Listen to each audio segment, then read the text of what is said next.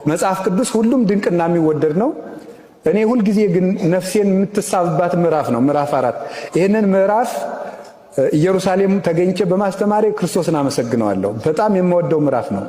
ምዕራፍ 4 ዮሐንስ ወንጌል ምዕራፍ 4 ክርስቶስ ለቤተ ክርስቲያን ያለውን ፍቅር የገለጠበት ነው።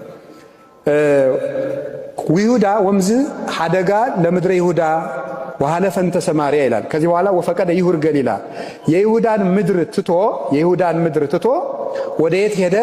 ወደ ገሊላ ተመለሰ ይላል።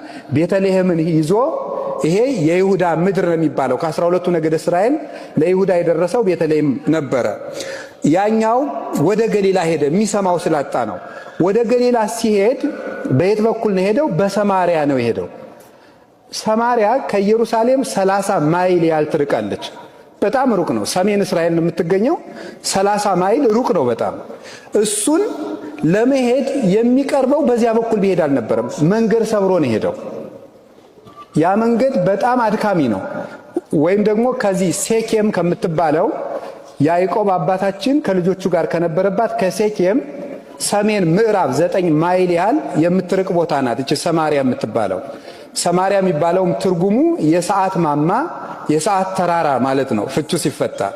እቺ ሰማርያ የምትባለው ከተማ በብሉይ ኪዳን ጊዜ ጌታችን ኢየሱስ ክርስቶስ ከመወለዱ አስቀድሞ ዘንበሪ የሚባለው የአይሁድ ንጉስ ወይም የእስራኤል ንጉስ፣ የሰሜን እስራኤል ንጉስ ማለት ነው።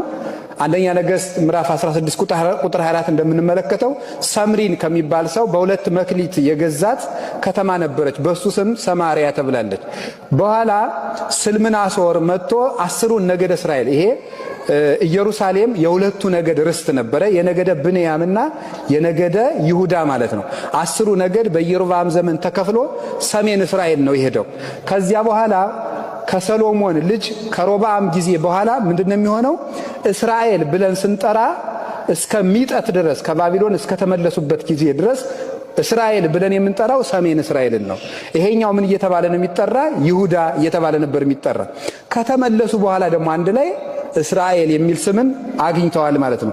ታውቃላችሁ እስራኤል ማለት የእግዚአብሔር ሕዝብ ማለት ነውና ሲለያዩ እስራኤል የሚለውን ስም ያጡታል፣ አንድ ሲሆኑ ደግሞ ያገኙታል። የእግዚአብሔር ሕዝቦች ምልክታቸው አንድ መሆን ነው።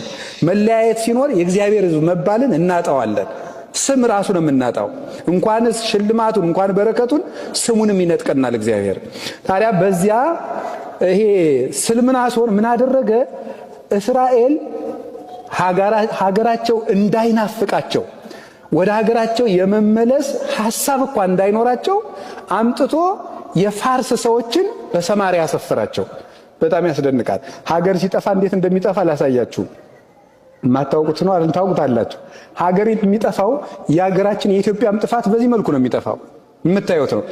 እስራኤል ስትጠፋ ናቡከደነጾርና ስልምናሶር ያደረጉት 3 ነገር ነው። አንደኛ የእስራኤል ኃያላንንና አርበኞችን ማጥፋት።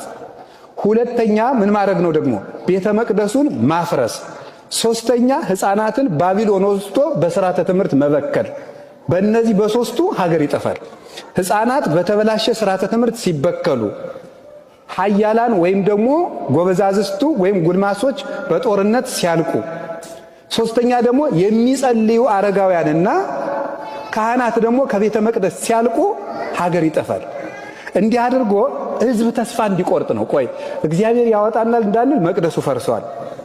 ሕፃናት አድገው ያወጡናል እንዳንል አይምሯቸው ተበክሏል።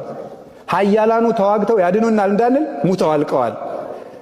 በምን እንወጣለን ብለው የመመለስ ሐሳብ እንዳይኖራቸው ደግሞ ጭራሽ ሀገራቸው እንደው መቼም ትዝ እንዳይላቸው እነሱን ወደ ባቢሎንና ወደ ፋርስ ከወሰዱ በኋላ ከፋርስ የመጡ ሰዎችን ሰማርያ ያሰፍሯቸው። እነዚያ የሰማርያ ሰዎች እዚህ መጥተው ሲቀመጡ ሰማርያ ተብለው ከተቀመጡ በኋላ የእስራኤልን አምላክ ማምለክ ትተው ጣዖት በማምለካቸው እግዚአብሔር ጅብና አንበሳ እያስነሳ ፈጃቸው። እና ምን ብለው ነው የላኩበት? የሀገሪቱን ልማድ አልለመዱምና አውሬ ፈጅ